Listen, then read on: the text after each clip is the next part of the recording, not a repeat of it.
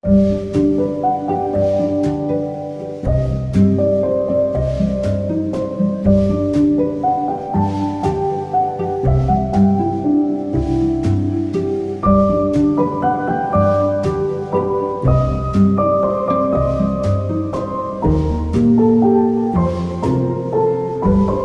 todos que publicam um livro pela primeira vez, o arquiteto Ézio Deda afirma que estava preocupado e precisando de apoio.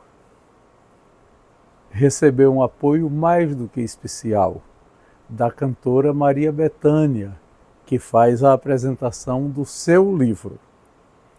Ézio nos conta aqui o processo de criação e de preparação para a publicação do seu primeiro livro.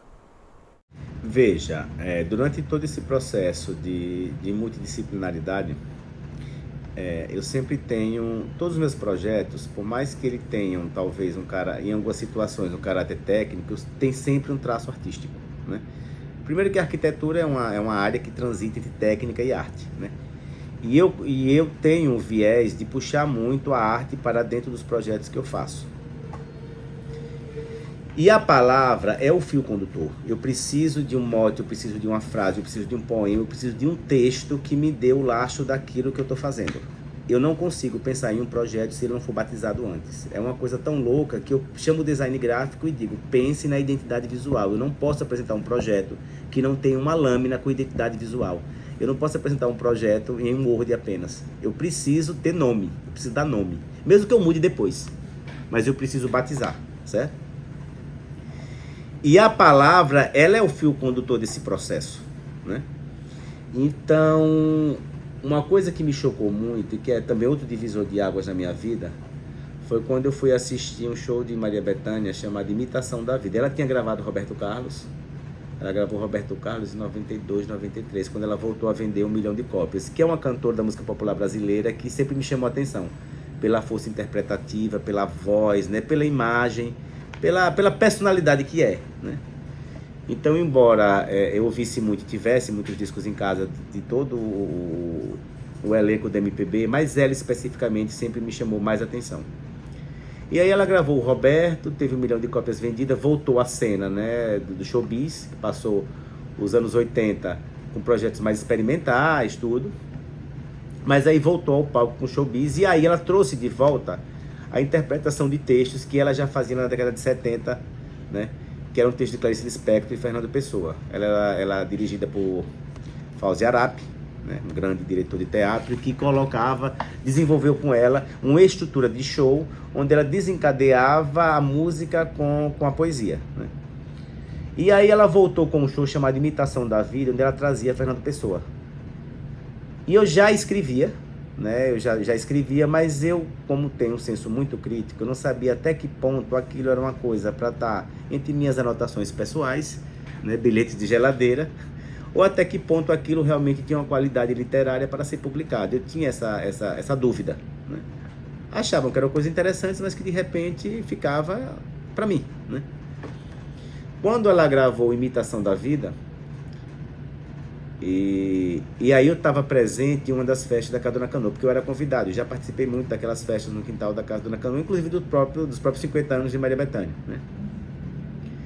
Eu tinha o esboço de um primeiro livro, uma boneca, uma estrutura ainda muito rudimentar, com aquele araminho, uma encadernação. E levei para ela e mostrei. Ela levou para casa, viajou para o Rio de Janeiro e levou. E Nicinha, que era a irmã dela mais velha, já é falecida, e Nicinha acompanhava ela nos shows, era a pessoa que montava os camarins. Nicinha me ligou um dia e passou o telefone para ela. Ela disse, tá pronto, publique. Aí eu disse, publico, agora você apresenta, você faz o prefácio? Ela ficou um pouco muda, depois ela disse, não, eu faço a apresentação. Eu disse, tá bom, então tá aceito. Aí aquilo, né, eu senti uma segurança muito forte, eu digo, agora ela posta, né, então vai ter a assinatura dela. E depois marcamos em São Paulo, no show que ela foi fazer no Palace, aí já foi o show A Força Que Nunca Seca. E aí eu fui para São Paulo encontrar com ela e ela já me entregou o manuscrito, né, com o texto dela, que veio a ser o texto de apresentação do livro. Na época eu era recém-formado, isso foi em 2001, quando eu fui publicar, e o Banese entrou na minha vida aí, porque Chiquinho, muito antes de vir o projeto do museu, eu fui ao Banese, eu era um recém-formado, Chiquinho não me conhecia, então não foi indicação de ninguém, eu levei o projeto e Chiquinho me deu um cartão com uma assinatura e disse: leve na J. Andrade. Eu não entendi o que era aquilo. Quando eu cheguei na J. Andrade, que entreguei a Estênio, ele disse: tá, vai começar a imprimir quando? Chiquinho tinha autorizado todo o livro, que é esse daqui, o Árvore de Folhas Caducas, né? Que aí tem o manuscrito e marca d'água, e eu tenho o original.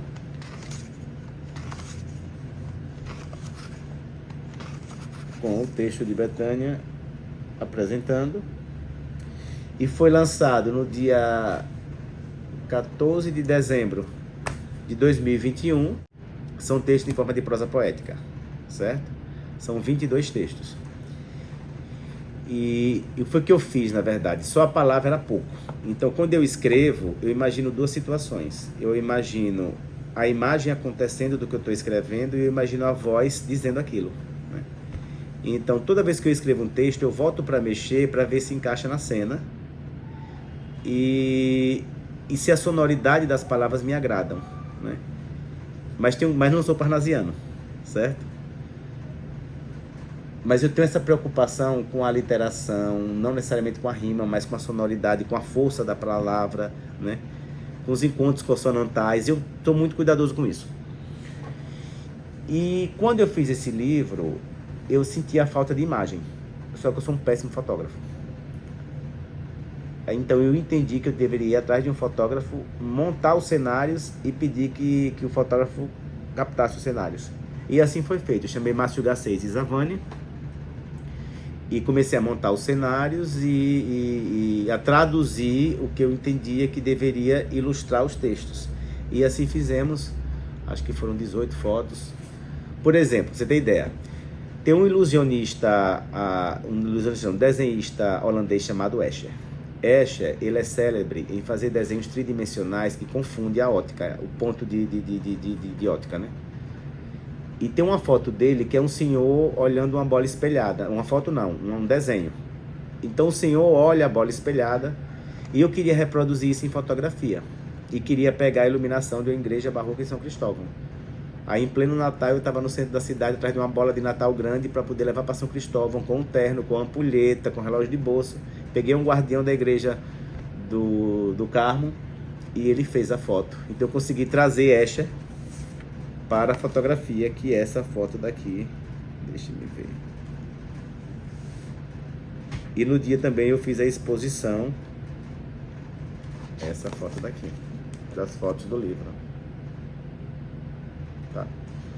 Então eu consegui fazer a junção, o projeto gráfico, juntava as fotografias dos cenários que eu montava com os textos. Foi lançado em dezembro de 2021 e Dona Canoa veio para o lançamento. Na época ela já tinha mais de 90 anos, foi no Palácio Museu, na época não era Palácio Museu, era Palácio Olímpio Campos. Albano era o governador, o palácio não tinha sido restaurado ainda, mas ele autorizou que fosse feito no Salão Nobre do Palácio. E eu tive a honra de contar com Dona Canoa, que veio com Rodrigo Veloso, olha, chegando aqui comigo e minha mãe, né?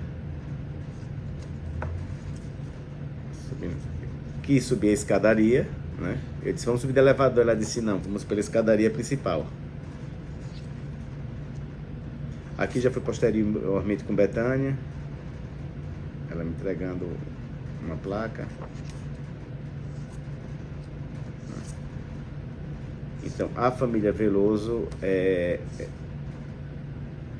realmente é um marco na minha vida. Caetano, tive contato, apresentei projeto a ele e tudo, mas menos. Mas Maria Bethânia e Dona Canoa veio aqui ainda mais 2 vezes. Ela tem amizade também com a família Garcês, do cartório Mintas Garcês. Por quê? Porque eles têm um irmão, José Carlos Garcês, que foi estudar em Salvador, foi morar em Nazaré e morou na mesma rua que Caetano e Bethânia e Rodrigo tinham ido morar para estudar antes da fama. Então é uma amizade de mais de 60 anos.